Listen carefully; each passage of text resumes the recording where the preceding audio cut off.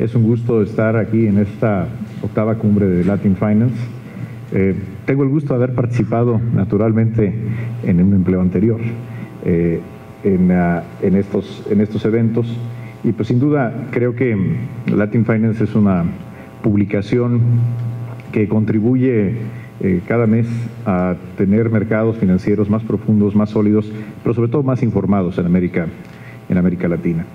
Y celebro esta oportunidad que Latin Finance me da para platicar un poco esta mañana con ustedes acerca de cómo el gobierno de Enrique Peña Nieto, un gobierno que empezó su gestión hace poco más de 4 meses, ve la economía mexicana, los retos que tenemos y hacia dónde quiere el presidente de la República, Enrique Peña Nieto, llevar a la economía mexicana. Creo que todos podemos reconocer en este momento que desde el exterior se ve a México un poco distinto a como se le veía hace apenas algunos meses, que existe un interés y que existe entusiasmo por lo que está pasando en México y, si me permiten ser preciso, por lo que puede pasar en México. Todos hemos leído las distintas editoriales en el Washington Post, en el Financial Times, el New York Times, recientemente en el número de esta semana The Economist tiene un editorial y un artículo que sin duda lo que confirma es que existe un interés importante de la comunidad internacional acerca de lo que está ocurriendo en México e, insisto, lo que puede ocurrir en México. Permítanme compartirles una noticia que creo que confirma el interés que existe en la comunidad financiera internacional por México. El día de hoy, esta madrugada, hemos cerrado una colocación de bonos en euros por un monto total de 1.000 millones de euros a un plazo de 10 años, en lo que sin duda es una transacción de referencia que establecerá, si me permiten el término en inglés, un benchmark para el mercado mexicano. Hacía casi 3 años, desde el verano de 2010, que el soberano mexicano no acudía al mercado en euros, y sin duda las condiciones de precio, que no estoy todavía en posibilidad de compartir con ustedes en este momento, pero que haremos públicas seguramente dentro de 2 o 3 horas, pues son muy alentadoras. Y esto lo que confirma es que existe en el mercado financiero internacional un claro apetito por los activos mexicanos y en general por el riesgo en la economía mexicana. Y creo que lo que vale la pena reflexionar es por qué se está dando esta situación. Y yo creo que es la combinación de 2 factores. Primero, que México hoy tiene una economía estable, con sólidos fundamentos en la política económica. Y segundo, porque tenemos una perspectiva alentadora de los cambios que pueden ocurrir y que pueden acelerar la perspectiva de crecimiento en México. ¿Por qué tenemos una economía sólida? Primero, porque tenemos una política fiscal responsable que se ha sostenido así a lo largo del tiempo. Somos un país con una deuda pública como porcentaje del PIB mucho más baja que la de naciones comparables y sin duda más baja que la de las economías desarrolladas. Somos una de las pocas economías que puede hablar de un déficit cero, naturalmente sin considerar, como lo prevé la ley, la inversión en Pemex. Y esto deriva de un importante consenso político en torno a la estabilidad y al manejo responsable de las finanzas públicas. Y sin duda, el presidente de la República ha refrendado este compromiso y esta convicción de que el crecimiento económico se construye a partir de la solidez de las finanzas públicas. Al haber anunciado el 1 de diciembre en Palacio Nacional, el día del inicio de su administración, al haber anunciado que una de sus primeras decisiones presidenciales, recordarán que fueron 13 decisiones presidenciales, una de ellas fue presentar a la Cámara de Diputados un paquete económico que restauraría el equilibrio fiscal.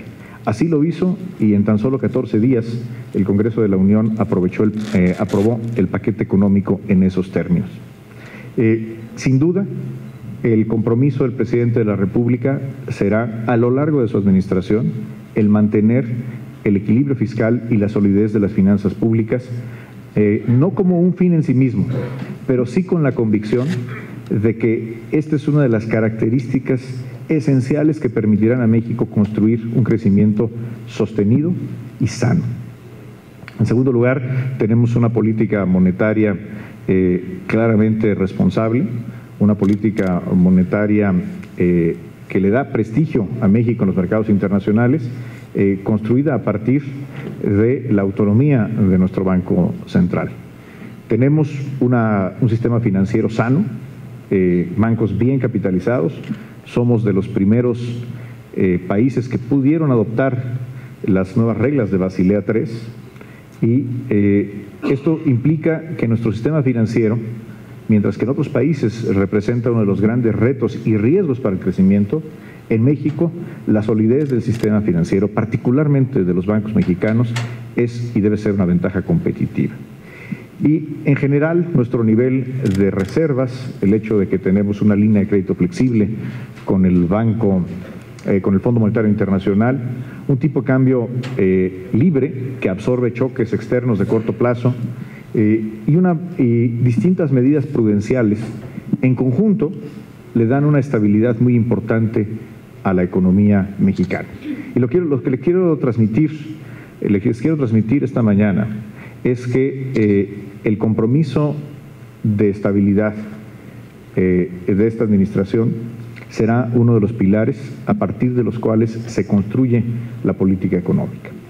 Sin embargo, la estabilidad no es suficiente ni para crecer ni para despertar el interés de los mercados financieros y de los analistas internacionales. La buena noticia es que hoy en México existen condiciones para construir los cambios que México requiere. Por primera vez en mucho tiempo, las fuerzas políticas están logrando acuerdos con el Ejecutivo a través del Legislativo. El Pacto por México, firmado el segundo día de la administración de Enrique Peña Nieto, sin duda constituye primero una innovación política muy importante, pero sobre todo es un instrumento para llegar a acuerdos. El pacto no es un plan nacional de desarrollo, el pacto no sustituye las instancias legislativas, el pacto es simplemente un instrumento político que permite, que colabora, contribuye a la formación de acuerdos y sin duda estamos ya viendo los beneficios. Y creo que hoy tenemos un entorno político que es alentador para construir estos cambios. Esto es mérito de todos los actores políticos. Es mérito no solamente del presidente de la República, sino de una clase política que hoy muestra madurez y voluntad de construir a partir de nuestras coincidencias los acuerdos que se requieren para hacer estos cambios. Pero permítanme hacer una reflexión con ustedes. ¿Qué es lo que tenemos que cambiar? ¿Dónde están los problemas fundamentales en la economía mexicana? Y aquí yo quiero llamar la atención sobre una de las estadísticas menos observadas en la economía. Y me quiero referir particularmente a la productividad.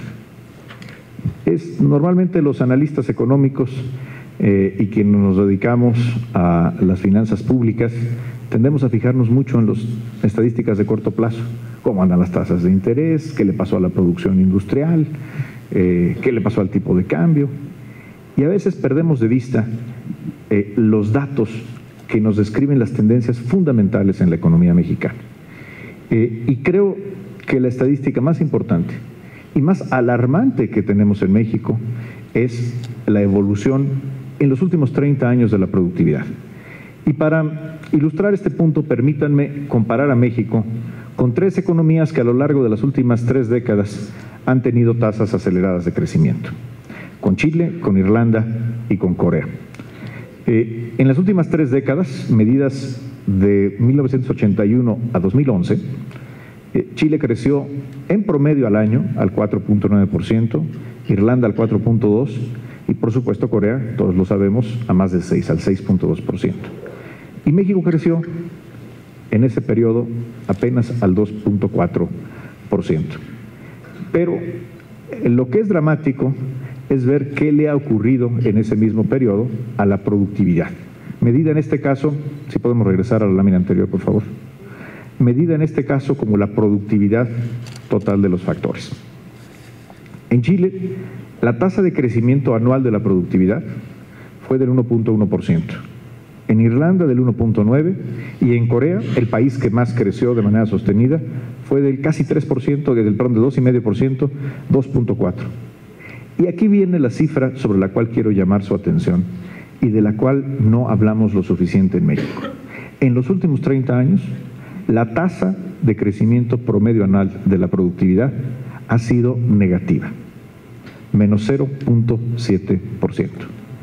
Y esto, amigas y amigos, es el dato más importante y más revelador que hay en la estadística económica mexicana en las últimas décadas y sobre el cual pensamos poco y hablamos poco. Vamos a ver en la siguiente lámina la evolución de la productividad en los últimos 60 años en México. Observen ustedes cómo entre 1950 y hasta mediados de la década de los 70, podríamos incluso decir hasta 1980, tenemos un crecimiento sostenido de la productividad. Y sin embargo, algo nos pasó al entrar en la década de los 80, que la productividad total de los factores en México no ha vuelto a crecer. Naturalmente, la década de los 80, con toda su problemática, significó una disminución acelerada en la productividad y a partir de ahí, pues la productividad está básicamente estancada. No crece la productividad. Cualquiera que haya estudiado economía, o por lo menos algunos cursos básicos, entiende que lo que permite elevar de manera sostenida el nivel de vida de una población es la productividad. La única forma de lograr que la gente gane más por su trabajo, de elevar los salarios reales, es elevando la productividad. Y aquí los mexicanos hemos cometido una falta importante. Algo le está pasando a nuestra economía que no está creciendo. Miren esta comparación que es interesante entre, y si vamos a la siguiente lámina, por favor, entre cómo crece la economía de Estados Unidos y cómo crece la economía de México. Y vemos, este es un análisis sencillo de contabilidad de crecimiento. En el caso de la economía de los Estados Unidos, lo que observamos es que el grueso del crecimiento se explica por la productividad. Mientras que en México, el crecimiento, la evolución del Producto Interno Bruto, está más asociada al crecimiento de nuestra fuerza de trabajo y a la acumulación de capital. Incluso, la productividad tiene una contribución negativa. Es decir, estamos creciendo menos de lo que deberíamos de crecer simplemente con la adición de capital y de fuerza de trabajo cada año. Esto es lo que tenemos que cambiar. Y tenemos que ser muy disciplinados en no, como se dice popularmente, no perdernos en las ramas ni en los árboles y ver el bosque. Esa es la misión del gobierno mexicano y estamos ante la gran oportunidad de llevar a cabo cambios fundamentales en la economía mexicana que permitan acelerar el crecimiento de la productividad. ¿Por qué crece poco la productividad? Sin duda tenemos un enorme problema en la formación de capital humano. ¿Qué quiere decir esto? Educación. De ahí la importancia de la reforma educativa con la cual inició esta administración y es el primer producto relevante, trascendente del Pacto por México. Una reforma que a lo que apunta es a elevar la calidad de la educación en México. Y sin duda tenemos dos retos, el reto de la calidad a nivel básico y media básica, es decir, la primaria y la secundaria, donde hemos alcanzado prácticamente la cobertura universal, pero una calidad muy baja y muy heterogénea. Y tenemos un reto de cobertura en el nivel media superior, es decir, de bachillerato, y por supuesto el nivel superior o universitario. Uno de los compromisos del presidente de la República es que la cobertura a nivel bachillerato se vuelva universal. Actualmente solo 2 de cada 3 que terminan la secundaria encuentran un lugar en el bachillerato, en la preparatoria. Y esto, si queremos competir en el mundo y tener una economía más productiva, tenemos que empezar por lo fundamental que es el capital humano. De ahí la importancia de la reforma educativa que está en curso y que habrá de implementarse a través de legislación secundaria en el Congreso de la Unión en las próximas semanas. En segundo lugar, necesitamos una de las causas importantes por los cuales la productividad en la economía mexicana es baja es la rigidez y las ineficiencias en el mercado laboral. De ahí la importancia de la reforma laboral que fue ya aprobada por el Congreso de la Unión en el primer periodo ordinario de sesiones en esta legislatura. Hacían muchos años, décadas, que no se modificaba la Ley Federal del Trabajo, y esta reforma, aprobada por una amplia mayoría de las fuerzas políticas, lo que le otorga es flexibilidad de contratación y abre oportunidades de entrenamiento y de inclusión en la fuerza laboral a los jóvenes, a las mujeres, a través de un mercado más moderno y más flexible. México tiene un enorme problema de competencia. Cualquiera que ha estudiado la economía mexicana conoce la penosa cifra de que, según el Foro Económico Mundial, somos una de las economías con menos intensidad de la competencia. Ocupamos el lugar 121, según el Foro Económico Mundial, entre las economías con menos intensidad de la competencia. Y la competencia nos cuesta de varias formas. La primera tiene un costo directo en el bolsillo de los mexicanos, porque encarece los bienes y servicios. Pero también nos cuesta en materia de innovación y de productividad, porque sin duda es la competencia lo que incentiva a las empresas a invertir, a innovar, en volverse más productivas. ¿Se imaginan ustedes la aparición de Google o incluso la aparición hace algunas décadas de Microsoft sin competencia? Probablemente ahorita seguiríamos todos utilizando computadoras de otra era. Es la competencia lo que incentiva la innovación y la creatividad al servicio de la productividad. Para eso es tan importante la reforma que fue ya aprobada en la Cámara de Diputados, emanada del Pacto por México, en materia de competencia económica y telecomunicaciones.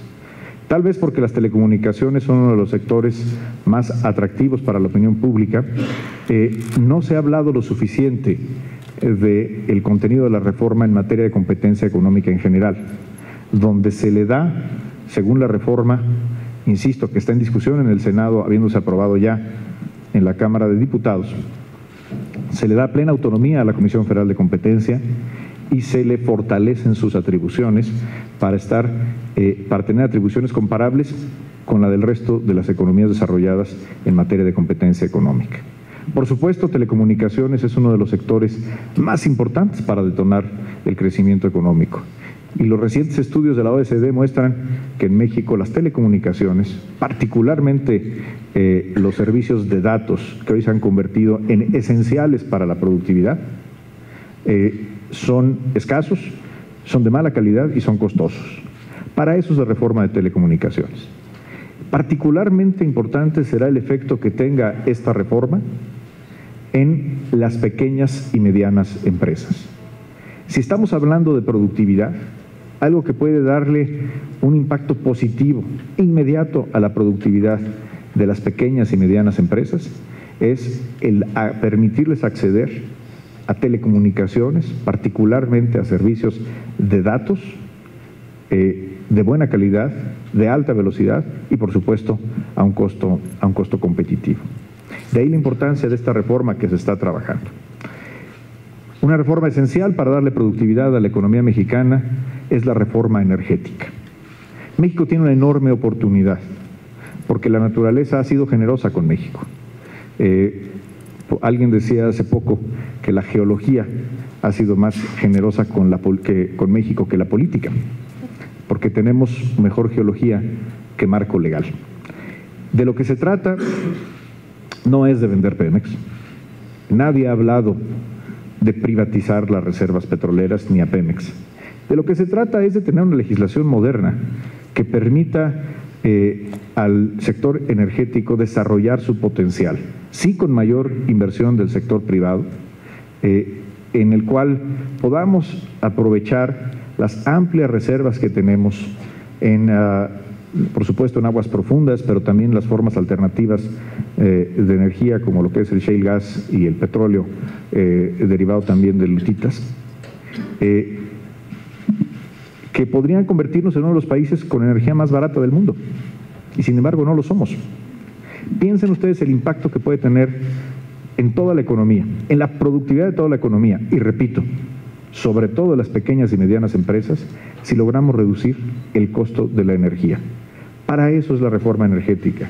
Ese es el único fin fundamental que tendrá esa reforma, y que, conforme se ha comprometido el presidente Enrique Peña Nieto y está previsto en el Pacto por México, estaremos trabajando en este año. Por supuesto, necesitamos hacer una reforma hacendaria, primero para fortalecer la capacidad financiera del Estado mexicano, para que podamos como Estado, no solamente el gobierno federal, sino también los estados y municipios, cumplir con las obligaciones en materia de infraestructura, de salud pública, de educación pública, pero también para tener una estructura más simple que permita combatir la informalidad. Si algo ha dañado la productividad en la economía mexicana, es el hecho de que, según las estadísticas más recientes, más de la mitad de la fuerza de trabajo está en la informalidad. En la informalidad no se invierte en tecnología, no se invierte en capital humano, no hay capacitación. Y por lo tanto, la productividad promedio en el sector informal es apenas 1/3 de la productividad en el sector formal. Y esto implica no solamente, cuando hablo de una reforma hacendaria, no solamente tenemos que revisar la parte de ingresos, de impuestos, sino también la parte del gasto público. Porque hoy tenemos una estructura de gasto que promueve la informalidad. Por ejemplo, el programa de pensión para adultos mayores de 65 y más exige como condición para ser beneficiario de ese programa el no haber cotizado, el no tener derecho, no tener una pensión ni del IMSS ni del ISSSTE, y se tiene que comprobar por escrito. Es decir, hemos llegado al extremo de que para ser beneficiario de un programa social pedimos un certificado de informalidad. Esto lo tenemos que cambiar. Los programas sociales tienen que cambiar su orientación para convertirse en inductores de la formalidad, en materia de vivienda, en materia de salud pública, como es el caso del Seguro Popular, y por supuesto los programas propiamente de combate a la pobreza. Este será el trabajo que estaremos haciendo en la reforma hacendaria, que está calendarizada para el segundo semestre de este año, y que estoy seguro que habrá una gran discusión en torno a ella en la opinión pública mexicana. Todas estas reformas lo que buscan, como lo ha dicho el presidente de la República, es democratizar la productividad. Si queremos que México crezca, sí, tenemos que ser más productivos, pero tenemos que ser más productivos todos, incluyendo las grandes mayorías de mexicanos. De poco nos sirve tener ejemplos, porque los tenemos en México, ejemplos de excelencia en productividad. Tenemos grandes empresas, algunas zonas del país, algunas ciudades que son altamente productivas. Pero si no logramos que la productividad sea incluyente, democratizando el acceso a la productividad a través de estas reformas que permean a toda la economía, no vamos a aprovechar la oportunidad de crecimiento que tenemos. Y permítanme terminar haciendo algunas reflexiones sobre una reforma que estamos próximos a presentar, que es y que se está trabajando en la mesa del Pacto por México, y es una reforma de carácter financiero y que tiene que ver con el crédito. Déjenme, si vamos a la lámina anterior, por favor. Vamos a empezar por ahí. Hoy tenemos una gran oportunidad en México a partir de la fortaleza de nuestro sistema financiero, particularmente nuestro sistema bancario. Vean ustedes los índices de capitalización. Esto es según las cifras del Fondo Monetario Internacional al cierre de 2012. La capitalización global de la banca mexicana, es decir, capital neto como proporción de los activos sujetos a riesgo, en México es del 16.2%. El mínimo regulatorio en Basilea III, les recuerdo que es 10,5%.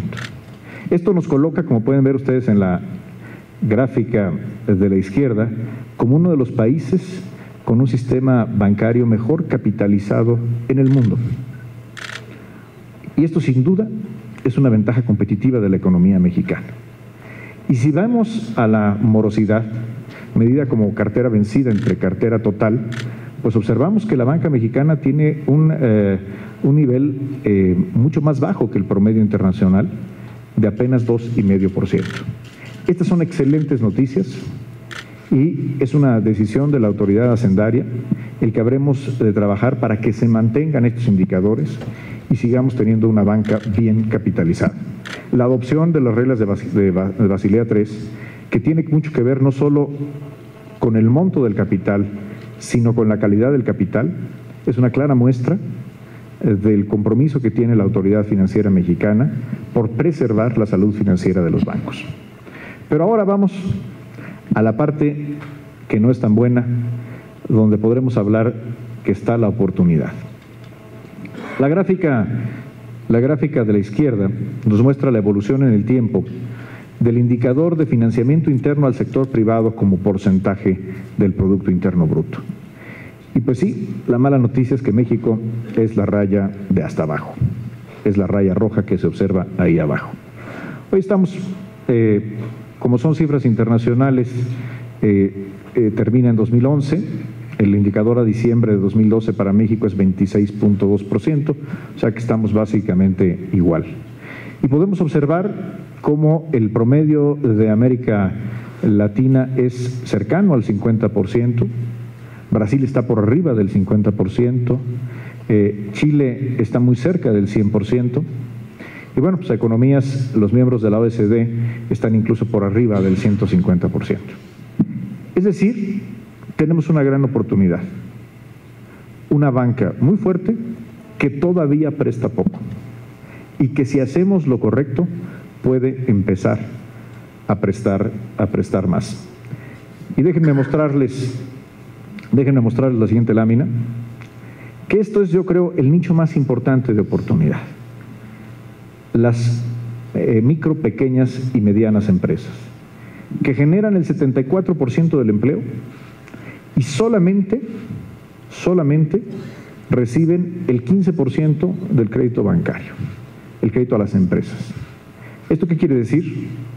Que si queremos elevar la productividad de estas empresas, tenemos que hacer los cambios necesarios en la regulación, en las leyes, pero también en las prácticas bancarias que impliquen más crédito para las pequeñas y medianas empresas. Este será sin duda uno de los elementos fundamentales para elevar la productividad de la economía mexicana y sobre todo democratizar la productividad en la economía mexicana. Para ello, si vamos a la última lámina, por favor. Vamos a la que sigue, por favor. Bueno, no está. Se las voy a leer. Entonces.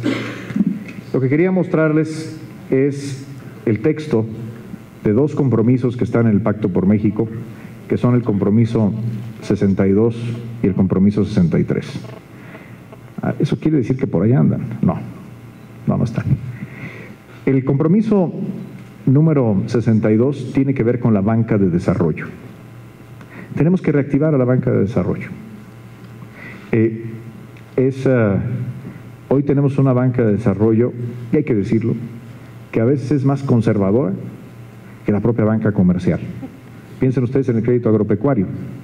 A veces la financiera rural pide el doble o el triple de garantías y presta a una tasa 50% más alta. No es de extrañarse que tengamos poca presencia de la banca de desarrollo en el campo, pero lo mismo nos ocurre con la infraestructura, nos ocurre con las pequeñas y medianas empresas.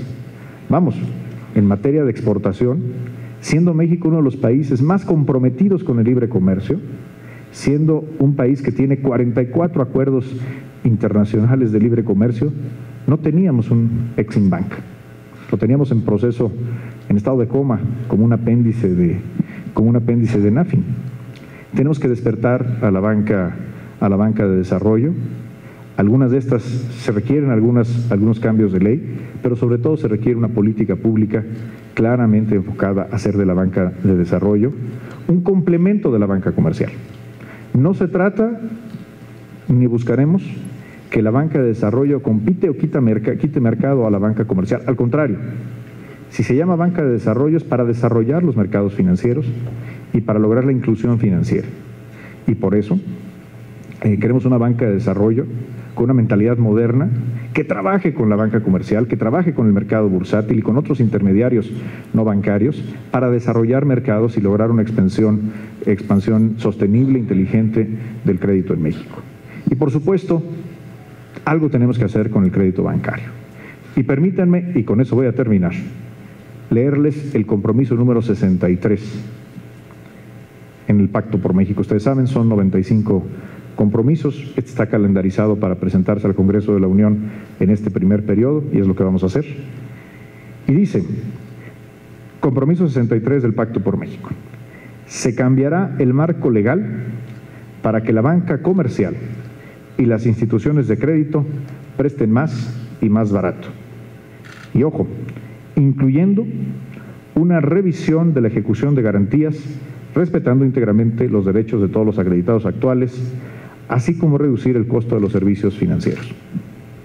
Esto es lo que estamos trabajando.